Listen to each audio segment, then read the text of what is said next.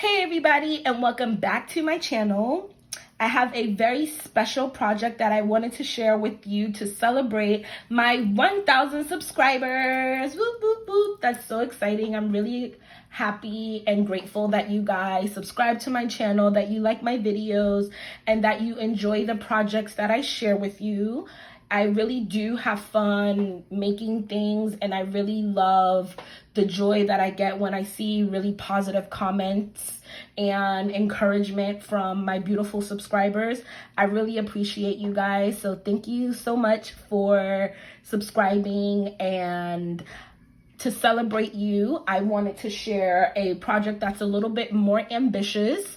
I do want to create a scrapbook mini album journal kind of situation with you guys.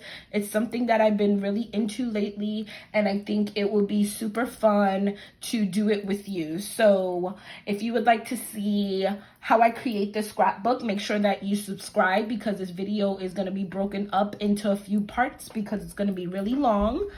For part one, we're going to start with the cover, and I'm going to also show you how I bind the journaling pages. So if you would like to see how I do that, then keep on watching.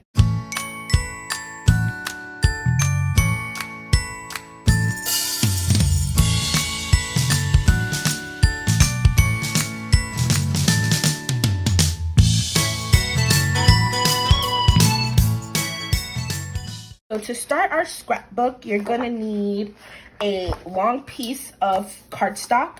And what I did was I used an 8x11, and then I just glued on another 8x11 onto it and cut it down to size. You always want to make sure that your seam is in the back, or at least along your spine. So I'm going to make sure that my paper is on my right side. And then you're going to be needing 3 pieces of cardstock. So I already have them prepared here. You're going to need 2 pieces that are 5 3/4 by 6 1/2. That's going to pretty much be the size of our album.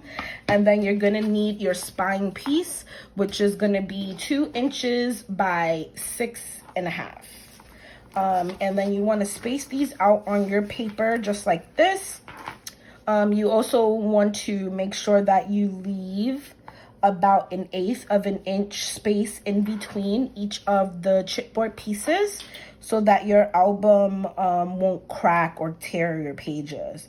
And we're gonna glue down these pieces of cardstock just like this.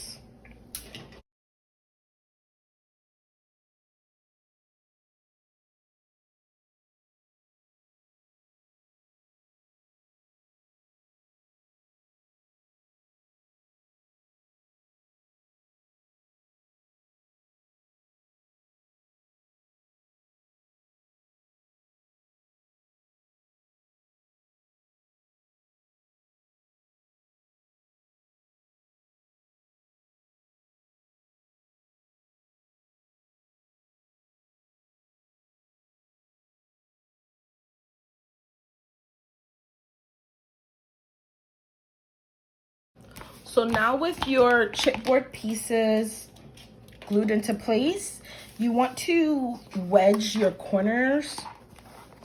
I believe it's called mitering, but you just want to wedge your corners. And on the corner of each of your 4 corners of your chipboard, you want to leave a little bit of space when you cut. So like about that much, if you can kind of see, just a little bit of space there.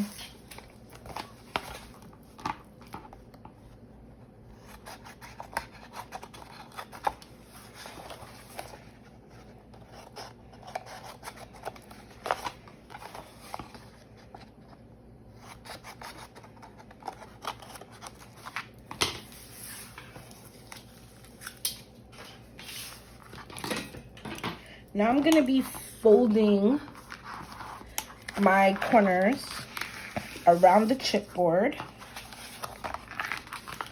just so that when we put the glue, it'll be easier for the paper to stay in place because it's already folded and it knows where to go. So just like that.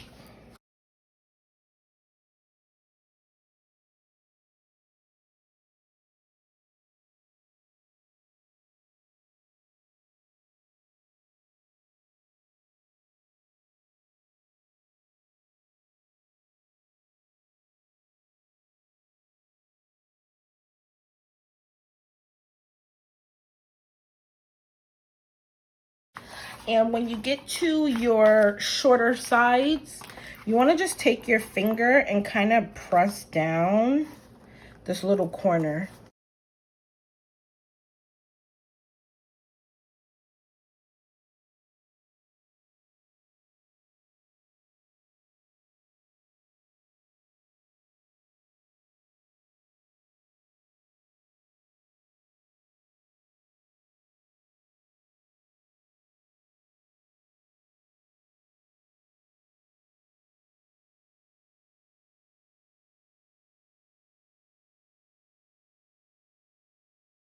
So you should have something that looks like this.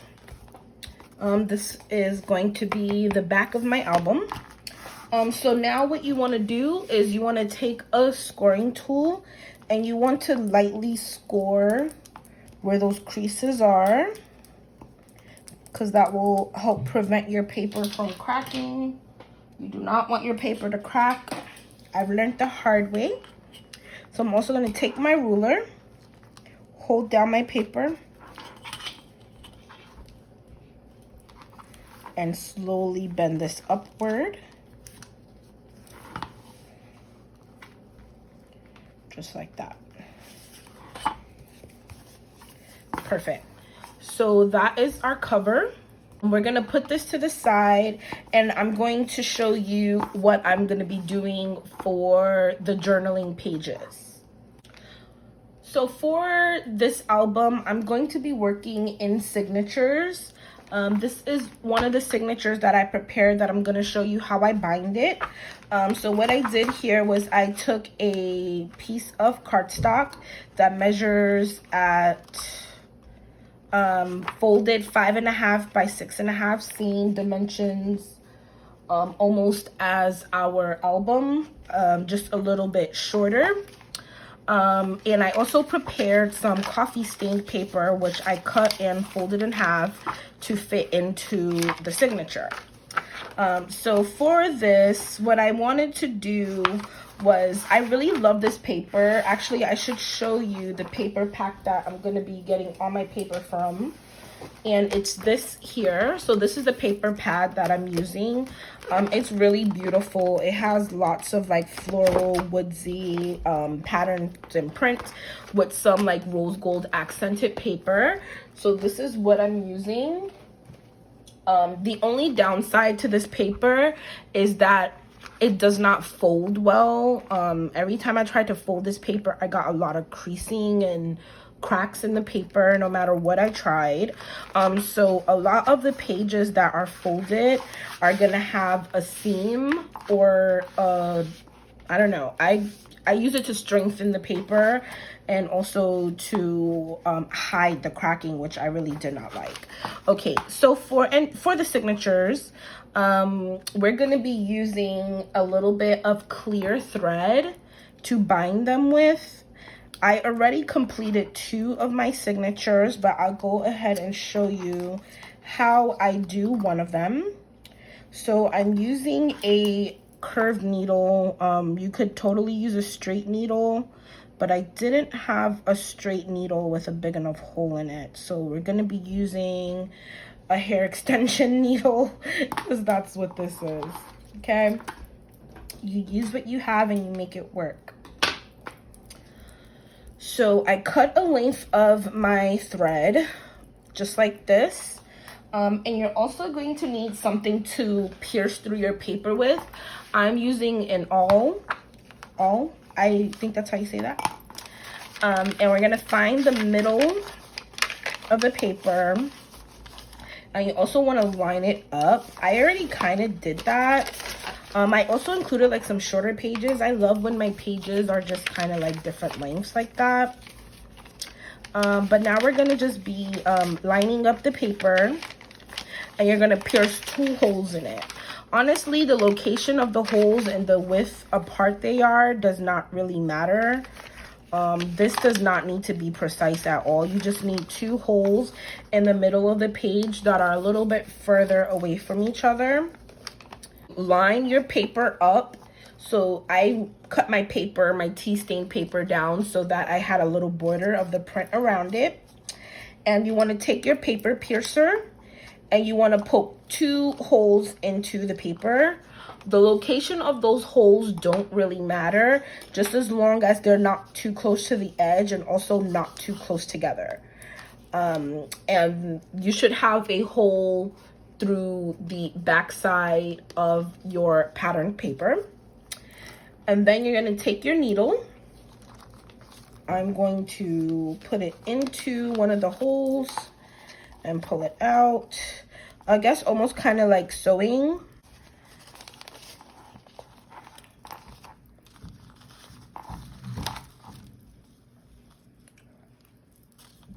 Once you pulled it through one of the holes, you want to go ahead and repeat that process again, poking it through a hole and pulling it out through the other side. And we're gonna do it just once more, just to make sure that everything is nice and secured. Gotta move my paper around just a little. There we go. And it should meet back up in the middle. You can go ahead and take your needle out, and we're just going to go ahead and make a knot. As tight as you can, but not too tight because you don't want to rip your paper.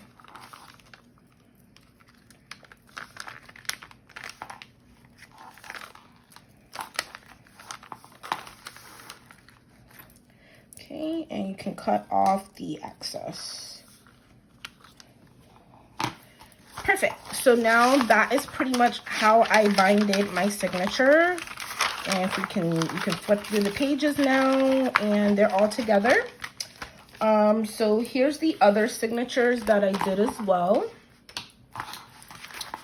So they're pretty much all binded the same way. So like I said, this paper, I wasn't really confident in the strength of this paper. What I did was I created just this little bracket here. It's just like a little small piece of paper folded in half, no specific dimensions. I just glued this onto where my thread is.